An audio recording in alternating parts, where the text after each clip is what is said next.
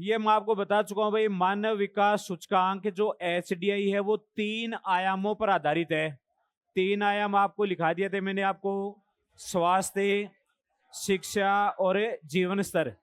स्वास्थ्य, शिक्षा और जीवन स्तर। और इसमें यह भी लिखा दिया था कि स्वास्थ्य को मापन के लिए जीवन प्रत्याशा काम में ली जाती है, और एक शिक्षा, शिक्षा की जगह ज्ञान भी आ सकता है भाई, ध्यान रख लेना। शिक्षा की जगह क्या आ सकता है? ज्ञान। तो शिक्षा या ज्ञान के लिए 2 सूचक थे, स्कूलों में व्यतीत किए जाने वाले संभावित वर्ष और स्कूल में व्यतीत किए गए औसत वर्ष। और फिर एक जीवन स्तर था। जीवन स्तर के मापन के लिए अपने काम लिया था प्रति व्यक्ति आय को, हो गया था अपने। फिर अपने एचडीआई निकालने के लिए सबसे पहले प्रत्येक आयाम का सूचकांक ज्ञात किया जाता है, प्रत्येक आयाम का। अब आप मुझे बताओ कि भाई प्रत्येक आयाम का सूचकांक ज्ञात करने के लिए जो सूत्र काम में लिया जाता है वो सूत्र कौन सा था? वास्तविक मूल्य माइनस न्यूनतम मूल्य बटा अधिकतम मूल्य माइनस न्यूनतम मूल्य। अब अगर प्रश्न आ जाए कि एचडीआई जो है वो उसकी वैल्यू कितने से कितने के बीच रहती है? 0 से 1 के मध्य रहती है एचडीआई की वैल्यू। क्लियर आता है?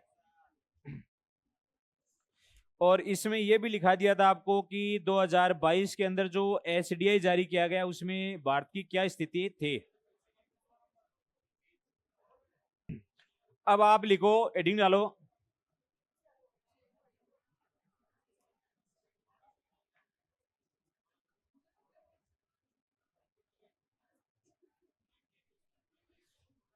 एक जीडीआई लिखा दिया था क्या आपको? लिखो जीडीआई। जीडीआई, इसका पूरा नाम लिखो लिंग संबंधित मानव विकास सूचकांक।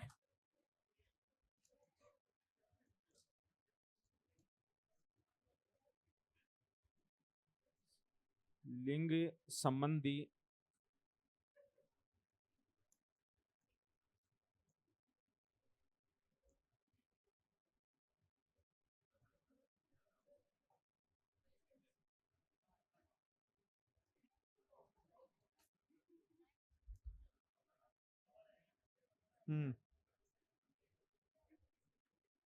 एक संबंध, मानव शब्द नहीं आएगा, लिंग संबंधी विकास सूचकांक ये नहीं है भाई, ठीक है ना।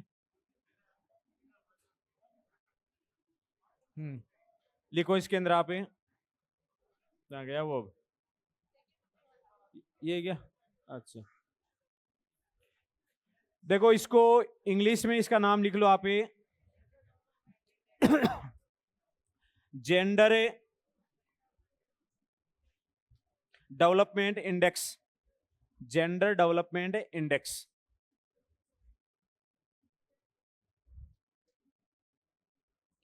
लिखाऊं भाई? पहली लाइन लिखो, वर्ष 1995 में, वर्ष 1995 में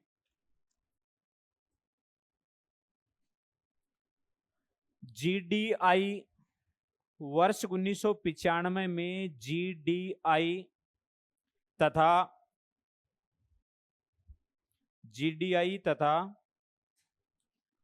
जीईएम, जीडीआई तथा जीईएम दो नए सूचकांक, जीडीआई तथा जीईएम दो नए सूचकांक जारी किए गए थे। ये लिखवा चुका था मैं आपको उसमें। जीईएम दो नए सूचकांक जारी किए गए। कब किए गए भाई? 1995 में। मतलब जीडीआई और जीईएम ये 2 सूचकांक नए जारी किए गए थे। फिर लिखो इसके अंतर्गत आप, जीडीआई, जीडीआई एचडीआई का, जीडीआई कोमा लगाओ, एचडीआई का लिंग समायोजित, लिंग समायोजित सूचकांक है।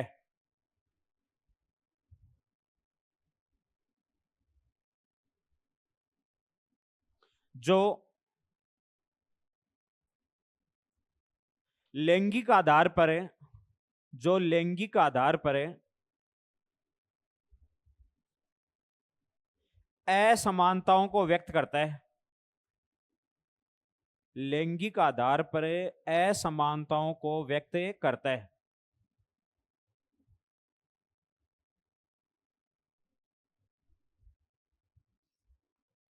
फिर लिखो एक नीचे एक लाइन है, जीडीआई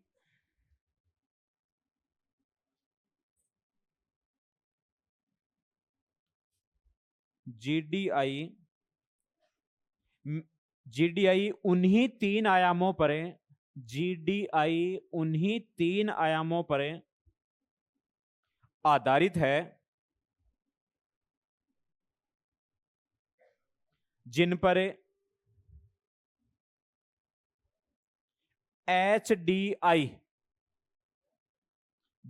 एचडीआई आधारित है। कहने मतलब जीडीआई में भी वही तीन आयाम हैं जो एचडीआई के अंतर्गत थे।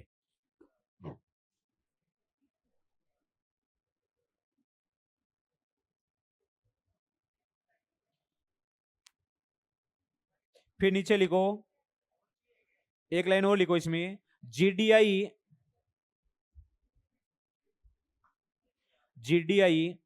एचडीआई की तुलना में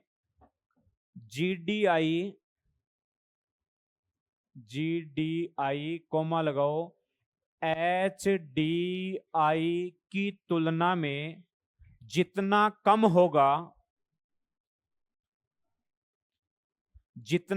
होगा उस देश में लिंग असमानताएं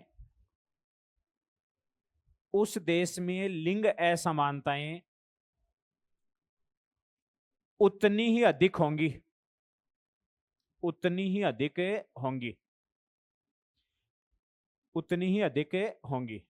इसका मतलब महिला और पुरुषों में भेदभाव उतना ही ज्यादा होगा। देखो, मानव विकास के लिए यह भी जरूरी है, क्योंकि महिला भी मानव है, पुरुष भी मानव है, तो उनके बीच में किसी प्रकार का कोई भेदभाव नहीं होना चाहिए। क्लियर है? तो जिन राष्ट्रों में जीडीआई और एचडीआई बराबर हो, तो इसका मतलब क्या होगा भाई, कि इसमें महिला और पुरुषों के बीच में किसी प्रकार का भेदभाव नहीं किया जाता है। और जिस राष्ट्र में जीडीआई है वो एचडीआई से कम होता है, तो इसका मतलब क्या होगा, उस राष्ट्र में महिलाओं के साथ भेदभाव किया जाता है, या महिला और पुरुषों में भेदभाव होता है। आगे होगी मेरी बात समझे? तो अगर प्रश्न आ जाए कि जिस राष्ट्र में लिंग के आधार पर कोई भेदभाव नहीं किया जाता या कोई असमानताएं नहीं है, तो उस राष्ट्र में क्या स्थिति होगी, उसमें जीडीआई बराबर होगा किसके, एचडीआई के। समझ आ गई होगी बात? चलो अगला सूचकांक लिखो आप।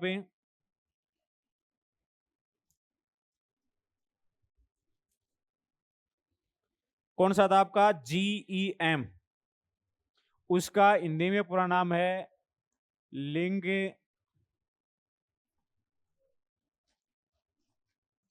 शक्तिकरण माप।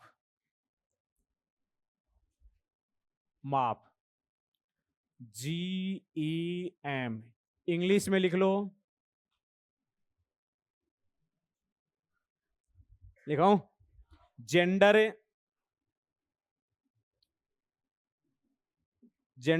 Empowerment measure. जेंडर एम्पावरमेंट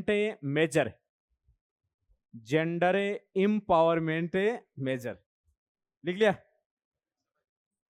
समझ आ गई नहीं? हाँ, केवल वो पावर महिलाएं पावरफुल हैं या नहीं, पावरफुल है क्या? जेंडर एम्पावरमेंट मेजर लिखो इसके अंतर्गत आप। जीईएम की सहायता से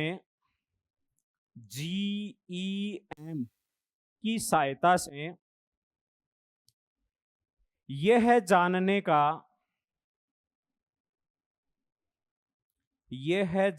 का प्रयास किया गया है। जीईएम की सहायता से यह जानने का प्रयास किया गया है कि क्या महिलाएं क्या महिलाएं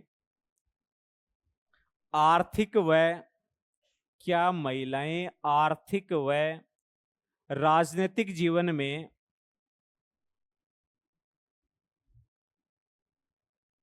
क्या महिलाएं आर्थिक व राजनीतिक जीवन में पूरी तरह हिस्सा ले पाती हैं अथवा नहीं?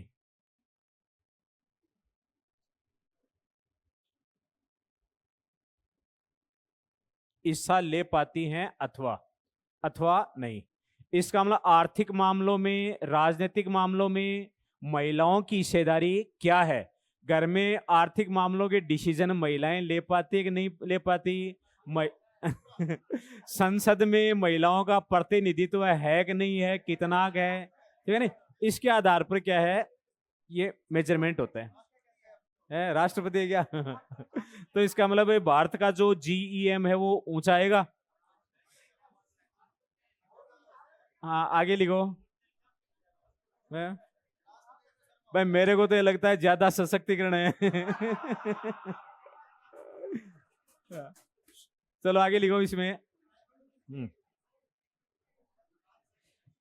इसमें राजनीतिक इसमें राजनीतिक हिस्सेदारी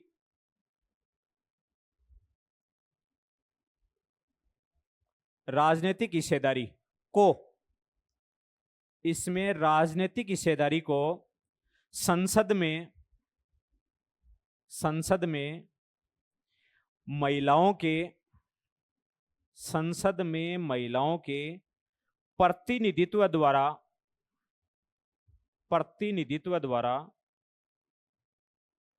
मापा गया है।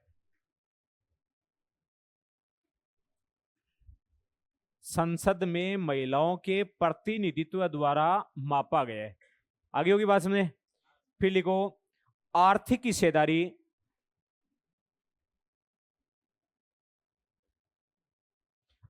हिस्सेदारी का मापन है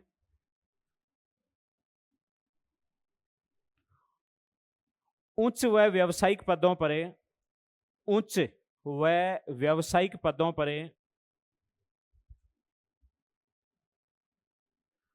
महिलाओं के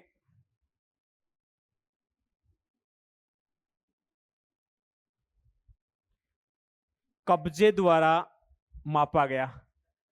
मतलब पदों पर कितना कब्जा कर रखा है। भाई जैसे खासकर शिक्षक भर्ती में तो बहुत ज्यादा कब्जा है।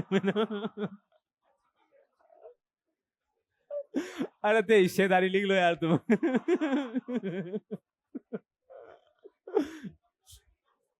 क्लियर? मतलब इसमें महिलाओं के उच्च पदों पर और व्यावसायिक पदों पर महिलाओं की हिस्सेदारी या कितने पदों पर महिलाओं का कब्जा है उन पर, उसके द्वारा मापा गया। अतिक्रमण तो कैसे गए? अतिक्रमण तो नहीं कह सकते, अतिक्रमण तो अलग हो जाता है। हाँ लिखो, आगे लिखो। हाँ तुम समझ गए, आप लिखो आगे।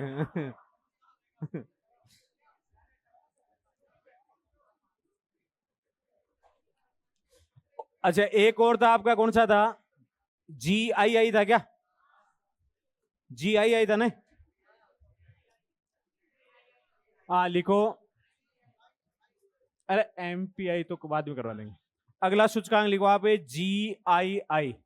GII।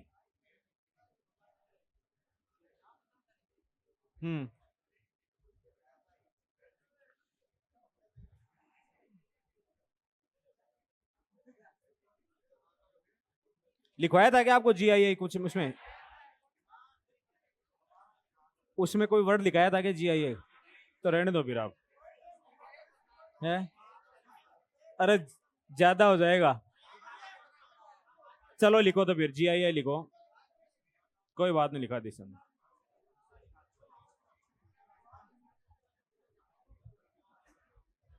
लिखो वर्ष 2010 में है, नाम लिखो तो नाम लिखो आप GII का लिखो।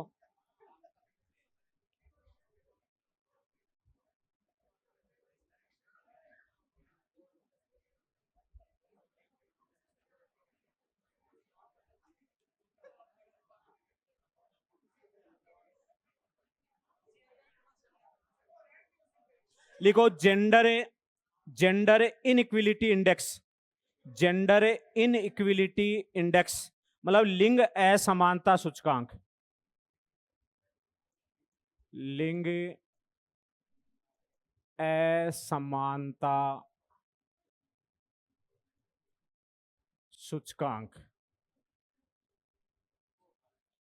लिंग असमानता सूचकांक, जेंडर जेंडर इनइक्विलिटी इंडेक्स लिखो इसके अंदर आप मानव विकास रिपोर्ट है, मानव विकास रिपोर्ट है 2010 में, मानव विकास रिपोर्ट 2010 में एक नया माप है, एक नया माप है GII, GII को अपनाया गया।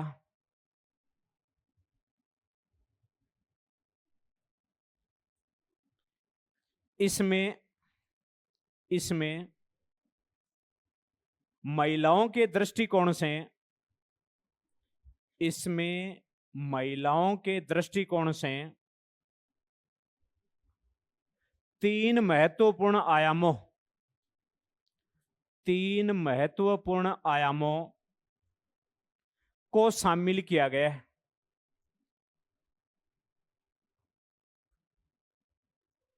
तीन महत्वपूर्ण आयामों को शामिल किया गया है, मतलब इसमें महिलाओं के दृष्टिकोण से तीन आयाम इसके अंदर शामिल किए गए GII के अंदर। अब वो तीन लिखो कौन कौन से हैं।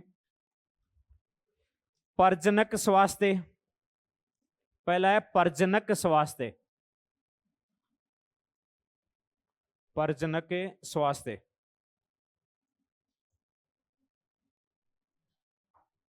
प्रजनक स्वास्थ्य आधा था भाई इसमें प्रजनक स्वास्थ्य। मेरी क्या लिखने की आदत बहुत कम है तो छोटी बड़ी गलती बहुत आऊंगी। हाँ, क्यों लिखना छोड़ दियो कई साल होगी। प्रजनक स्वास्थ्य तो लिख रहा हूं ना, बोल देता हूं तो आपको। हाँ, प्रजनक स्वास्थ्य। दूसरा लिखो शक्तिकरण, शक्तिकरण, शक्तिकरण मतलब इंग्लिश में कहें इंपावरमेंट, शक्तिकरण तथा श्रम बाजार में। तीसरा लिखा रहा हूं, दो हो गए ना। तीसरा है श्रम बाजार में हिस्सेदारी, श्रम बाजार में हिस्सेदारी। अरे यार श्रम बाजार मतलब लेबर से है मतलब जितने लेबर मतलब जितनी कार्यकारी पॉपुलेशन है उसमें महिलाओं की हिस्सेदारी कितनी है। तो बहुत श्रम लिख ली होगी। हाँ, लाज लज्जाओं को नहीं है, श्रम बाजार में हिस्सेदारी मतलब लेबर फोर्स में कितनी हिस्सेदारी है। फिर लिखो, देखो इसमें GII में महिलाओं के दृष्टिकोण से तीन आयाम लिए गए हैं। तीन आयाम कौन कौन से हैं। एक तो प्रजनक स्वास्थ्य, दूसरा है शक्तिकरण और तीसरा है श्रम बाजार में हिस्सेदारी। लिखो इसके अंदर के दो ही लाइन और लिखो। सूचकांक में है, लिखा दे सो, लिखो तुम लिखो। हाँ हाँ, सूचकांक में, सूचकांक में इन आयामों में, सूचकांक में इन आयामों में स्त्रियों तथा पुरुषों, स्त्रियों तथा पुरुषों, स्त्रियों तथा पुरुषों की उपलब्धियों में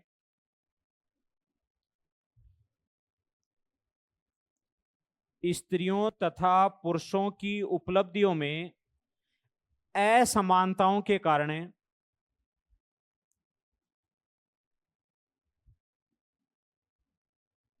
असमानताओं के कारण मानव विकास में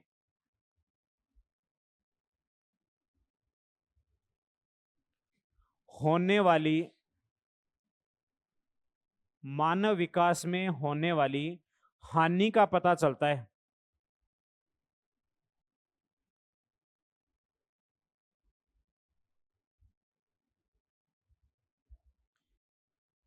क्लियर है इतनी बात।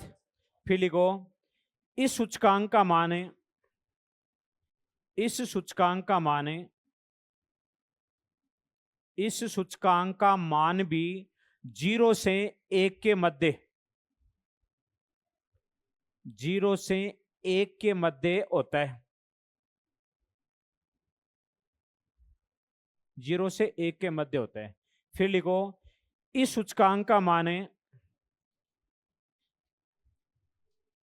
इस सूचकांक का मतलब GII, GII, इस सूचकांक का मतलब GII का मान है, का मान है, शून्य होने का अर्थ है, शून्य होने का अर्थ है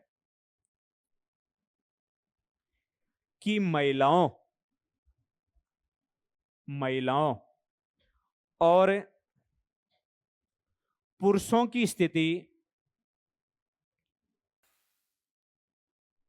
महिलाओं और पुरुषों की स्थिति समान है, महिलाओं और पुरुषों की स्थिति क्या है, समान है, तथा इसके एक होने का अर्थ है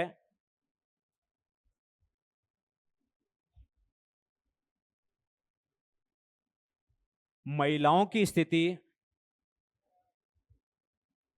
महिलाओं की स्थिति पुरुषों की अपेक्षा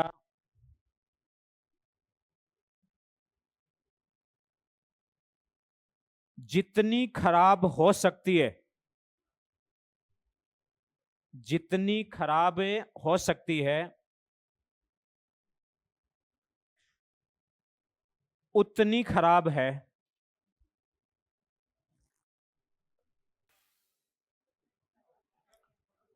चलो आगे लिखो फिर। बस 2 एक लाइन और लिख लो इसके अंदर आप।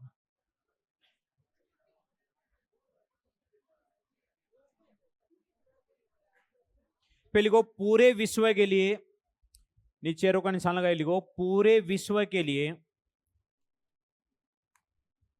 पूरे विश्व के लिए औसत की बात करें,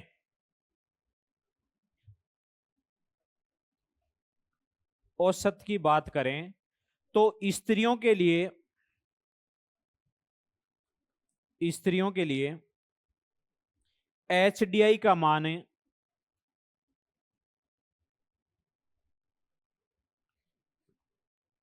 पुरुषों के लिए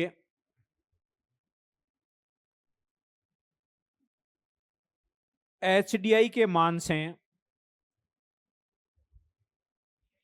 पुरुषों के लिए HDI, देखो एक तो स्त्रियों के लिए HDI है, एक पुरुषों के लिए HDI के मान से, दोबारा बोलूं क्या पूरा, मैंने लिखा है कि पूरे विश्व के लिए औसत की बात करें तो स्त्रियों के लिए HDI का मान, कोमा लगाओ, पुरुषों के लिए HDI के मान से लगभग 6% कम है, लगभग 6% कम है।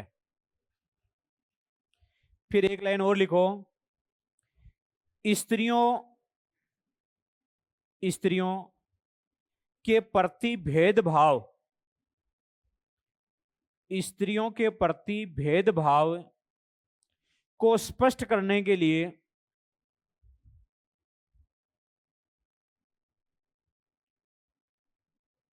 मानव विकास रिपोर्ट, मानव विकास रिपोर्ट 2020 में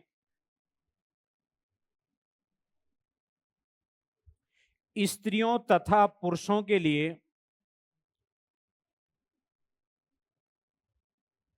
स्त्रियों तथा पुरुषों के लिए अलग अलग, अलग अलग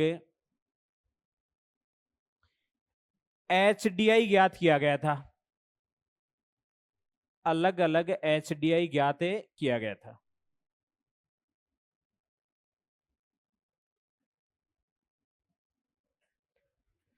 तो ये तो हो गया आपके मानव विकास। एक MPI तो आपको करवा दिया था ना शायद, नहीं आपको MPI मैंने आपको निर्धनता वाला जो टॉपिक करवाया था बहुआयामी निर्देशनता सूचकांक तो है वो उस समय करवा दिया था आपको, तो दोबारा करवाने की जरूरत नहीं है उसको। अब इसमें एक दो बात आपके रह गई थी, चलो एक और लिखो, आप एक और लिख लो, नया एक सूचकांक और है वो भी लिख लो फिर आप। एक है ग्रह दबाव समायोजित मानव विकास सूचकांक। ग्रह दबाव अरे वो ग्रह को नहीं, कोई मंगल दबा रहे, कोई शनि दबा रहे। हाँ गर्म दबाव भी कोई नहीं है। ग्रह दबाव समायोजित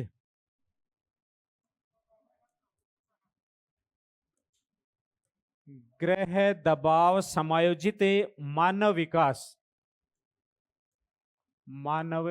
विकास सूचकांक। ग्रह दबाव समायोजित मानव विकास सूचकांक लिखो इसके अंतर्गत आप। अब शॉर्ट नाम तो इको ऐसे ही है, planetary pressure adjust HDI short ही है यो। हाँ लिखो इसके अंदर, लिखो आप मानव विकास रिपोर्ट 2020। मानव विकास रिपोर्ट, ये नया ही इंडेक्स आया है, मानव विकास रिपोर्ट 2020। हाँ मानव विकास रिपोर्ट मतलब HDR, मानव विकास रिपोर्ट, उसको शॉर्ट में क्या लिख सकते हो आप, HDR 2020 में 2020 में एक नया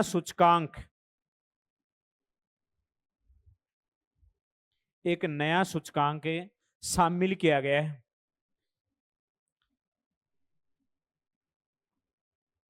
एक नया सूचकांक शामिल किया गया है। तो अगर प्रश्न आ जाए कि ग्रह दबाव समायोजित मानव विकास सूचकांक कब जारी किया गया, तो 2020 की मानव विकास रिपोर्ट में जारी किया गया था। क्लियर है यहां तक? लिखो इसमें आप, यदि कोई देश का ग्रह यदि कोई देश का ग्रह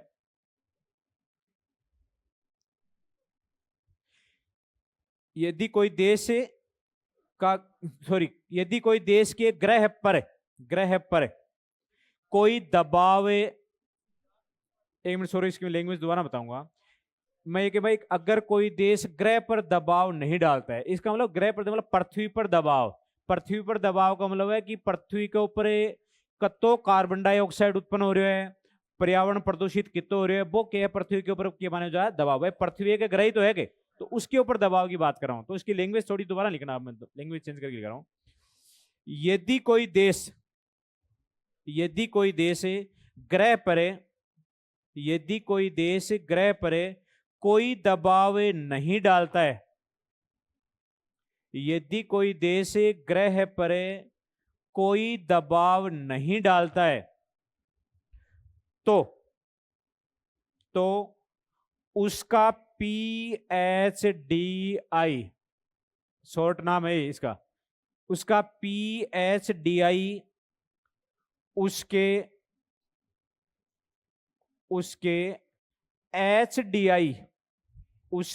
HDI के बराबर होता है,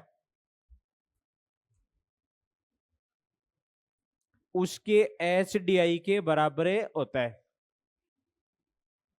देखो ग्रह दबाव समायोजित मानव विकास सूचकांक का शॉर्ट नाम क्या है भाई, PHDI। मैंने बताया भाई जब कोई देश ग्रह पर किसी प्रकार का कोई दबाव नहीं डालता है, समझ नहीं, इसका मतलब वो किसी प्रकार का कोई पर्यावरण प्रदूषित नहीं करता है, वो लिखा दूंगा आगे, तो उसमें PHDI और HDI की वैल्यू क्या आएगी, बराबर आएगी। आगे लिखो फिर, परंतु जैसे जैसे ग्रह पर दबाव बढ़ता है, परंतु जैसे जैसे ग्रह पर दबाव बढ़ता है, वैसे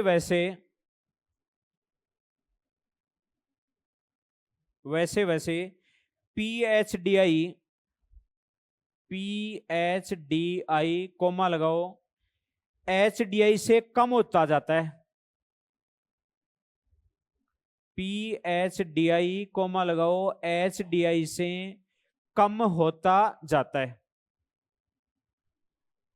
तो इसका मतलब जिस देश में ग्रह पर दबाव ज्यादा है उसका PHDI है वो HDI से क्या होगा, कम होगा। अगर ग्रह पर कोई देश दबाव नहीं डालता है तो उसका PHDI और HDI दोनों क्या होंगे, इक्वल होंगे, बराबर होंगे। फिर लिखो नीचे,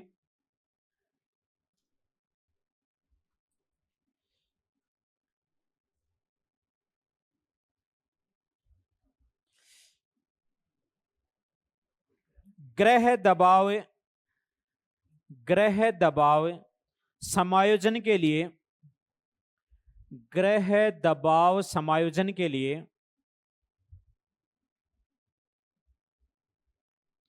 दो घटक लिए गए। ग्रह दबाव समायोजन के लिए दो घटक लिए गए। पहला लिखो,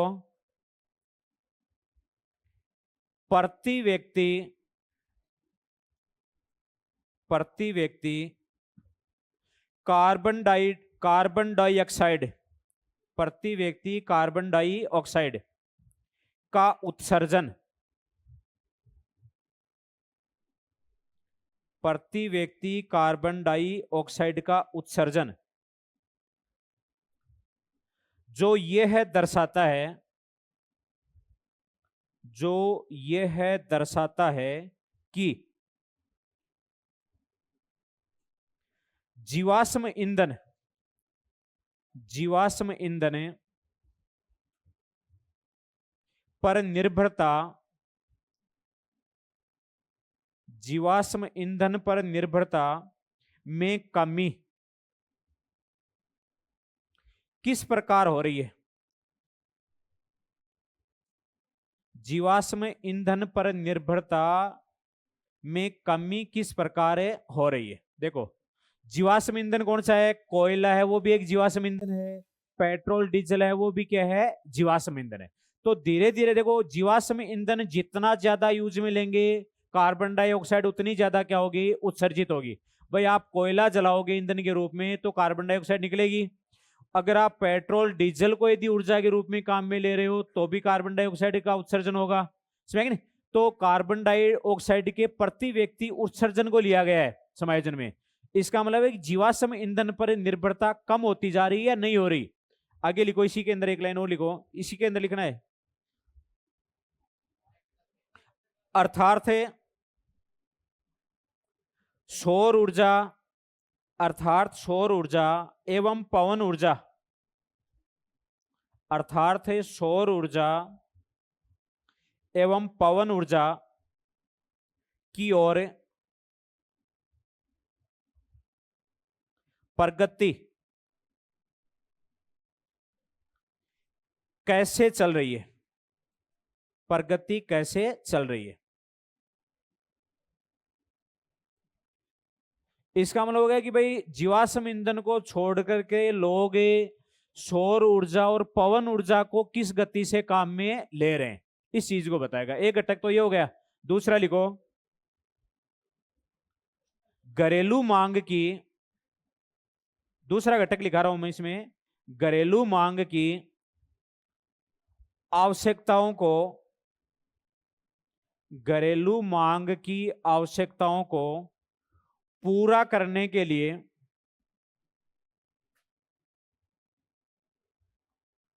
घरेलू मांग की आवश्यकताओं को पूरा करने के लिए प्रति व्यक्ति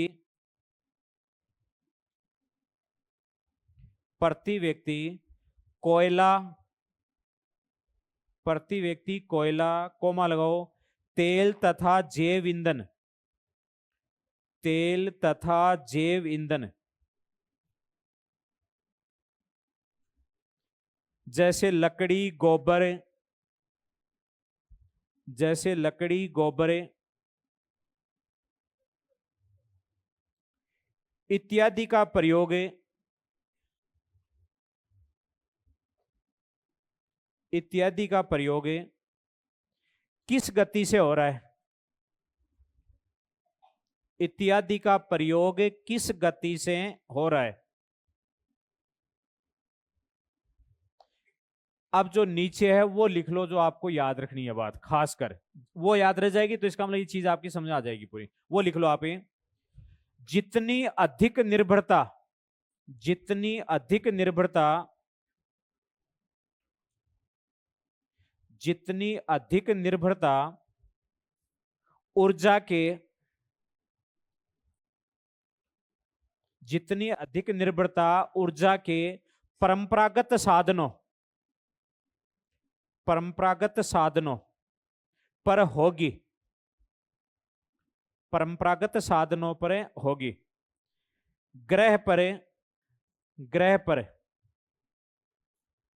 ग्रह पर मतलब ब्रैकेट में दे पृथ्वी लिख सको, पृथ्वी पर, ग्रह पर या पृथ्वी पर दबाव उतना ही अधिक होगा, दबाव उतना ही अधिक होगा। मतलब इसमें यह कि भाई जिस राष्ट्र में परंपरागत ऊर्जा के परंपरागत साधन ज्यादा काम में ले रहे हैं, इसका मतलब उन राष्ट्रों में पीएचडीआई की वैल्यू क्या आएगी, कम आएगी। समझ गए? हाँ, मतलब प्रदूषण से रिलेटेड है ये। और मतलब इसका मतलब यही है कि भाई आप परंपरागत साधन, ऊर्जा के परंपरागत साधनों को छोड़ें देश, क्योंकि वो पृथ्वी के ऊपर दबाव बनाते हैं, और गैर परंपरागत स्रोतों को ज्यादा अपनाए, पवन ऊर्जा, सौर ऊर्जा को ज्यादा अपनाए। फिर लिखो आगे, एक लाइन और लिखो, इस समायोजन के पीछे, इस समायोजन के पीछे तर्क यह है, इस समायोजन के पीछे तर्क यह है कि प्रदूषण, प्रदूषण व कार्बन डाइऑक्साइड, प्रदूषण व कार्बन डाइऑक्साइड के उत्सर्जन से, उत्सर्जन से पृथ्वी पर दबाव बनता है, पृथ्वी पर दबाव बनता है। लिख लिया आपने भाई, कार्बन डाइऑक्साइड के और प्रदूषण के उत्सर्जन से पृथ्वी पर क्या बन है, दबाव बनता है। फिर लिखो, ये दबाव जितना अधिक होगा,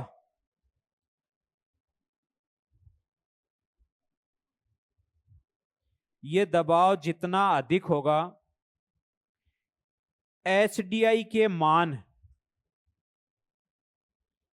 एचडीआई के मान का मूल्य, एचडीआई के मान का मूल्य उतना ही अधिक, एचडीआई के मान का मूल्य उतना ही अधिक प्रतिकूल होगा,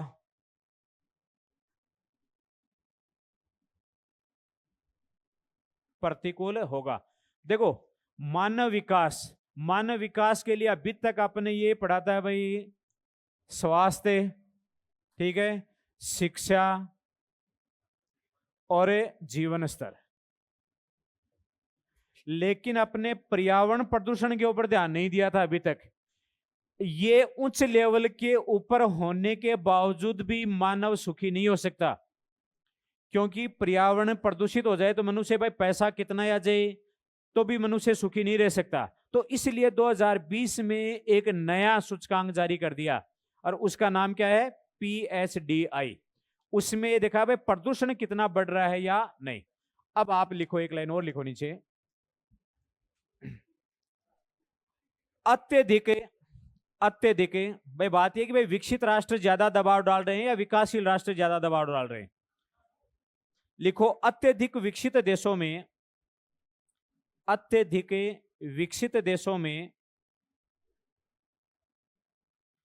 ग्रह दबाव, अत्यधिक विकसित देशों में ग्रह दबाव अधिक होते हैं,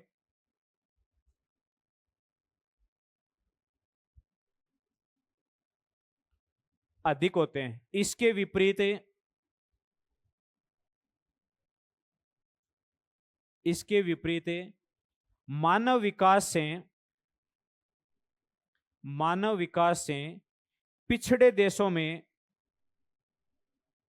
मानव विकास से पिछड़े देशों में ग्रह दबाव कम होते हैं।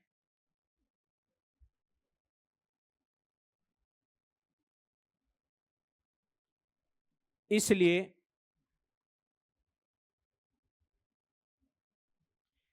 PHDI का मान है, PHDI का मान है, कोमा लगाओ, HDI के मान से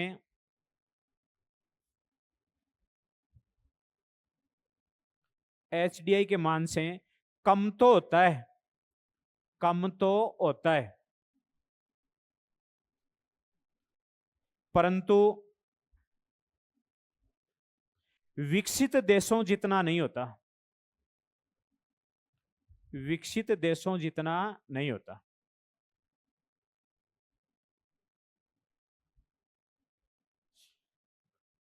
जैसे देखो, ये आप अंदाजा लगा लिया होगा कि भाई शहरों के अंदर एजुकेशन अच्छी है, लोगों का जीवन स्तर अच्छा है, लेकिन प्रदूषण ज्यादा है ना वहां पर। जबकि अपने पिछड़े देशों, पिछड़े जगह पर जाए यहाँ पर, जैसे जहां पर जनजातियां वगैरह रहती हैं, हाँ, तो वहां पर क्या है कि भाई मोटर गाड़ियां भले ही कम है, एजुकेशन भले ही कम है, समझ गए? लोगों का जीवन स्तर भले ही नीचा है, लेकिन पर्यावरण प्रदूषित नहीं।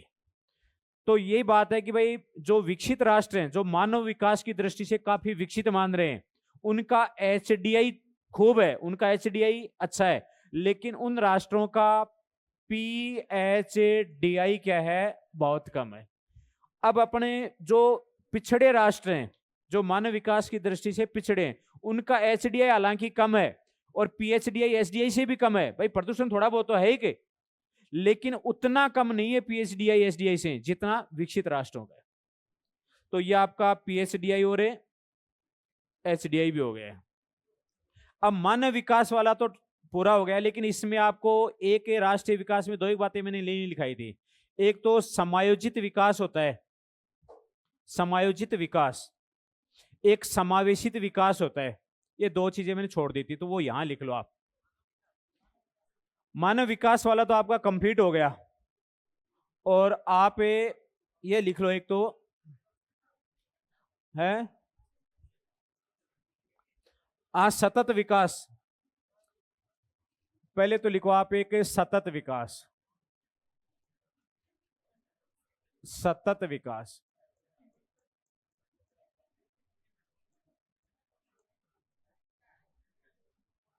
सतत विकास। और है, अरे टॉपिक को नहीं था ना, जो पहले हम राष्ट्रीय विकास पढ़ रहे हैं ना पा, राष्ट्रीय विकास में मुझे लिखानी थी ये बातें, लेकिन वहां पर मैं नहीं लिखाया, तो यहां लिखा देता हूं आपको। सतत विकास तो आप अलग लिख लो ना उसको, आप सतत विकास।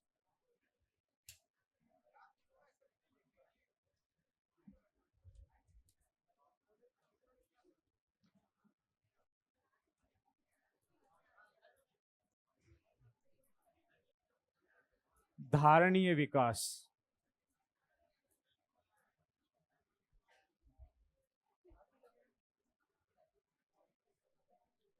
सतत विकास या धारणीय विकास?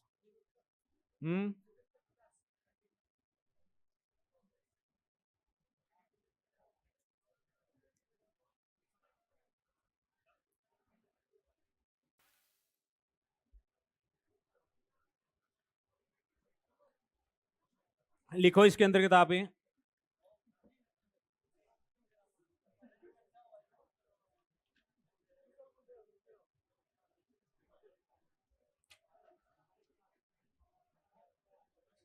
लिखो सतत विकास के अंतर्गत, ये लिख लिया ना आपने, सतत विकास, धारणीय विकास, एक नाम और भी इसमें पोषणीय विकास भी कई बार लिख देते हैं, वो भी लिख लो, पोषणीय, सस्टेनेबल डेवलपमेंट, पोषणीय, पोषणीय विकास, इंग्लिश में इसको बोलते हैं सस्टेनेबल डेवलपमेंट। लिखो इसमें, लिखो 12वीं पीढ़ी की, ये नाम लिख लिया क्या आपने? इसकी व्याख्या लिखा रहा हूं मैं। लिखो तो 12वीं पीढ़ी की, 12वीं पीढ़ी की, 12वीं पीढ़ी की उत्पादन क्षमता को, 12वीं पीढ़ी की उत्पादन क्षमता को कम किए बिना, 12वीं पीढ़ी की उत्पादन क्षमता को कम किए बिना किया गया विकास, किया गया विकास, 12वीं पीढ़ी की उत्पादन क्षमता को कम किए बिना किया गया विकास धारणीय विकास कहलाता है, धारणीय विकास कहलाता है।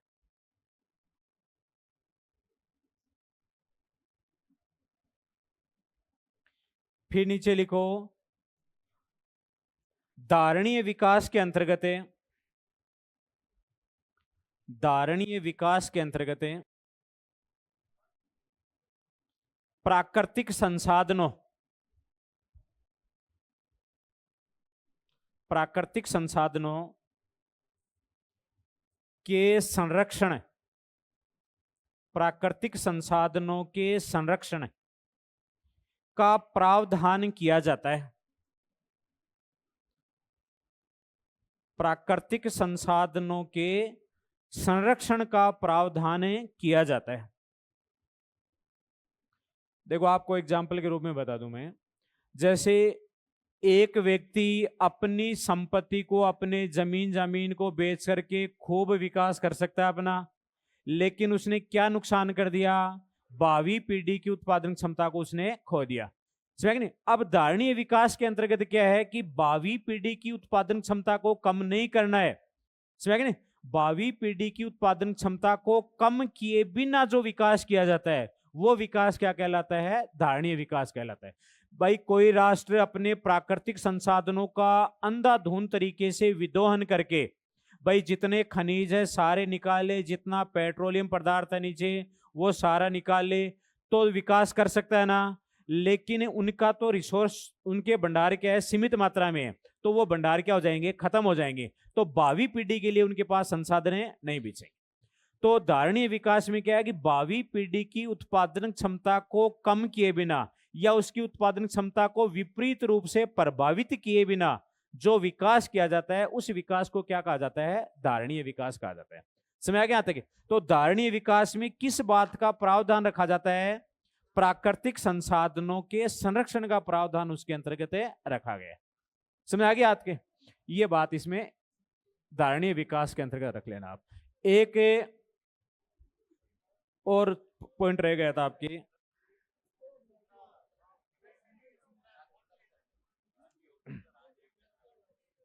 एक समावेशी विकास लिखो, समावेशी विकास, समावेशी विकास इसको बोलते हैं इंक्लूसिव ग्रोथ, समावेशी विकास। इसके अंतर्गत लिखो आप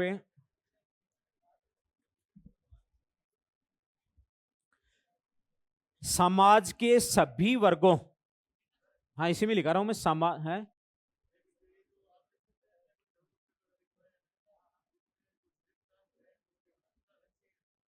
हाँ 17 लक्ष्य दिए हैं, बिल्कुल सही है। उसमें 2030 तक के टारगेट दिए गए हैं। ताने यार अब तो पढ़ाने की कौन जरूरत है? है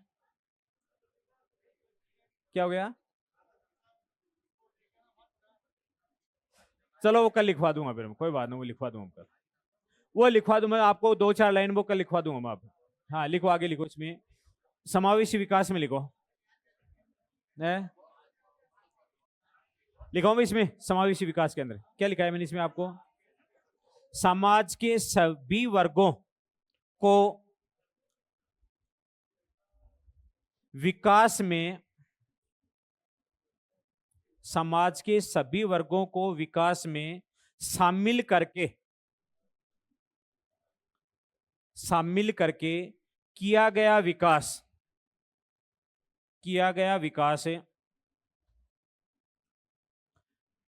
समावेशी विकास कहलाता है।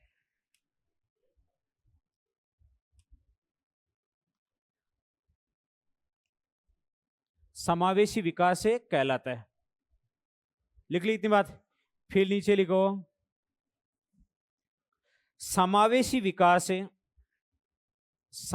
विकास यह है सुनिश्चित करता है। समावेशी विकास यह है सुनिश्चित करता है कि विकास का लाभ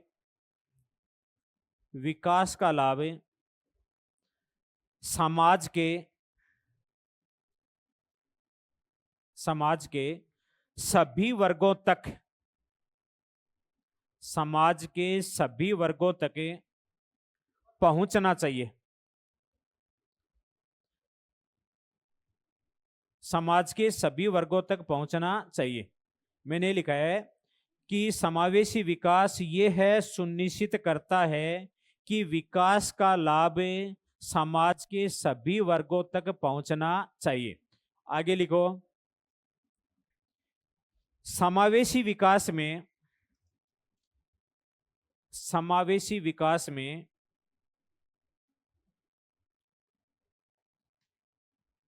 लिंग, भाषा, क्षेत्र, गरीबी, लिंग, भाषा, क्षेत्र, गरीबी, शारीरिक असमर्थता आदि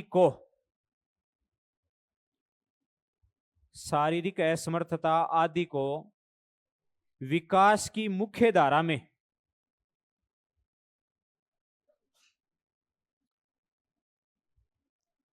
शामिल करते हैं।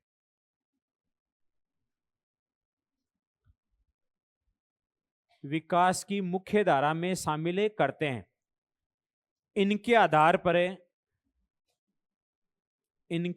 पर भेदभाव नहीं किया जाता।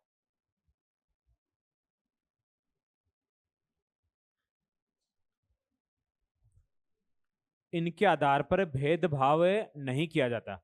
मतलब लिंग, भाषा या फिर क्षेत्र, गरीबी या शारीरिक असमर्थता के आधार पर किसी प्रकार का भेदभाव नहीं हो और बिना भेदभाव किए जो विकास होगा उस विकास को अपन क्या कहेंगे? समावेशी विकास कहेंगे।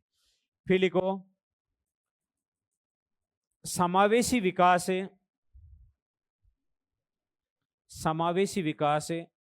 अधिक व्यापक अवधारणा है। समावेशी विकास अधिक व्यापक अवधारणा है। अधिक व्यापक अवधारणा है जो आय की समानता के साथ साथ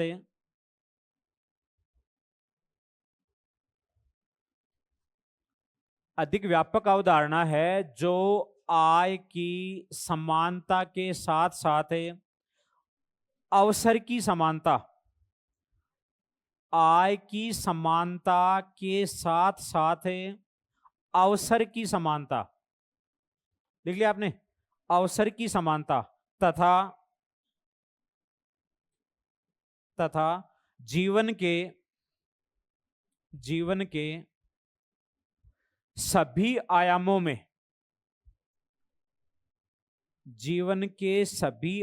में समान मानवीय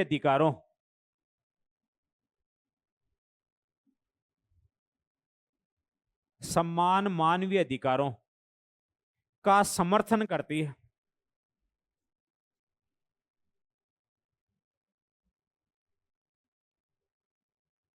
समान मानवीय अधिकारों का समर्थन करती है। आज इतना ही पढ़ाया जाएगा भाई।